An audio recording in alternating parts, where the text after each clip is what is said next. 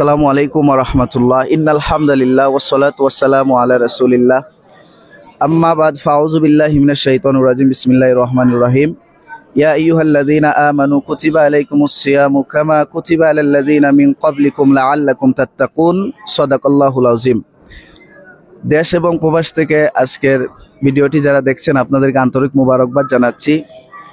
আমার পরিচয় হচ্ছে মুফতি ইকবাল হুসাইন সিরাজি।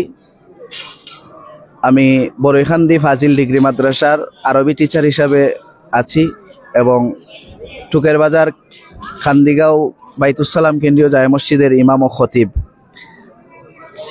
পবিত্র রমজানুল মুবারক মাসে আমরা সাহরির আগ মুহূর্তে বাবা শাহজালাল রহমতুল্লাহ আলাইহির মাজার শরীফের পাশে এখানে আসতে পেরেছি, এই জন্য আল্লাহর শুকরিয়া আদায় করছি, আলহামদুলিল্লাহ। কুরআন কারীমের মধ্যে আল্লাহ পাক বলেন, ইয়া আইয়ুহাল্লাযীনা আমানু কুতিবা আলাইকুমুস সিয়াম, হে ঈমানদারগণ তোমাদের উপর রমজান মাসের রোজাকে ফরজ করা হয়েছে, কামা কুতিবা আলাল্লাযীনা মিন ক্বাবলিকুম লাআল্লাকুম তাত্তাকুন, যেভাবে তোমাদের পূর্ববর্তীদের উপরও রমজান ফরজ ছিল। আল্লাহ পাককে এখন আমরা প্রশ্ন করব, কেন আল্লাহ রোজা ফরজ করলেন? আল্লাহ পাক বলেন লাআল্লাকুম তাত্তাকুন, যাতে তোমরা মুত্তাকি হতে পারো। মুত্তাকি বান্দা হওয়ার জন্য আল্লাহ পাক আমাদেরকে রমজানটা দিয়েছেন। এই রমজান মাস আত্মশুদ্ধির মাস, নিজেকে পরিবর্তন করার মাস। বাকি 11টা মাস আমরা যাই কিছু করি না কেন, এই রমজান মাসে আমাদের নিজের পরিবর্তন আনতে হবে। বিশেষ করে এই মাসটা ধনী এবং গরিবের মধ্যে একটা সম্পৃক্ততা এবং বন্ধন সৃষ্টি হয়। ধনীরা বুঝতে পারে গরিবের কষ্টটা কেমন, সারাদিন তারা উপবাস থাকে ধনী মানুষরা, আর গরিবরা বাকি 11টা মাস এক বেলা না খেয়ে থাকে, অনেক সময় 3 বেলা না খেয়ে থাকে। এই কষ্টটা ধনীরা বুঝতে পারে। এই ব্যাপারে অসংখ্য হাদিস এসেছে। আল জামিউল মুসনাদুস সহিহ আল মুখতাসারু মিন উমুরি রাসূলিল্লাহি সাল্লাল্লাহু আলাইহি ওয়াসাল্লাম ওয়া সুনানিহি ওয়া আইয়ামিহি।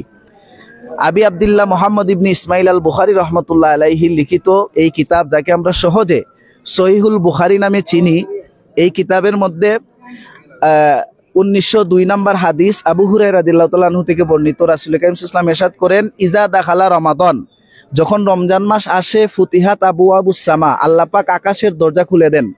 ওয়া ফি রিওয়ায়াতিন ফুতিহাত আবওয়াবুর রাহমা, আল্লাহ পাক রহমতের দরজা খুলে দেন। ওয়া ফি রিওয়ায়াতিন ফুতিহাত আবওয়াবুল জান্নাহ, আল্লাহ পাক জান্নাতের দরজা খুলে দেন।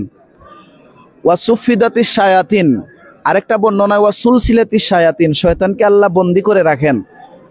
এরপরে আল্লাহ পাক ওয়া গুল্লিকাত আবওয়াবু জাহান্নাম, জাহান্নামের দরজাকে বন্ধ করে দেন। অতএব এই মাসটা হচ্ছে রহমত, মাগফিরাত, নাজাতের মাস। আরেকটা হাদিস এসেছে সহিহুল বুখারীর মধ্যে 1902 নম্বর হাদিস। রাসূল কারীম সাল্লাল্লাহু আলাইহি ওয়াসাল্লাম ইরশাদ করেন, মাল্লাম ইয়াদা কাউলা জুরে ওয়াল আমালু বিহি, ওই ব্যক্তির রোজাটা কোনো কাজে আসবে না যে ব্যক্তি তার মিথ্যা কথা ছাড়তে পারলো না এবং মিথ্যার উপর থেকে সে সরে আসতে পারলো না। ফালাইসা হাজাতুন ফালাইসা লিল্লাহি হাজাতুন, আল্লাহ পাকের কোনো প্রয়োজন নাই। ওয়া ইন ইয়াদা তাআমাহু ওয়া শারাবাহু, এই যে বান্দা সারাদিন পানি পান করলো না, বান্দা সারাদিন কোনো খাবার খেলো না, এতে আল্লাহর কোনো প্রয়োজন নাই। অর্থাৎ আমরা মিথ্যা ছাড়তে হবে, মানুষের গীবত ছাড়তে হবে, অন্যান্য বিষয় ছাড়তে হবে।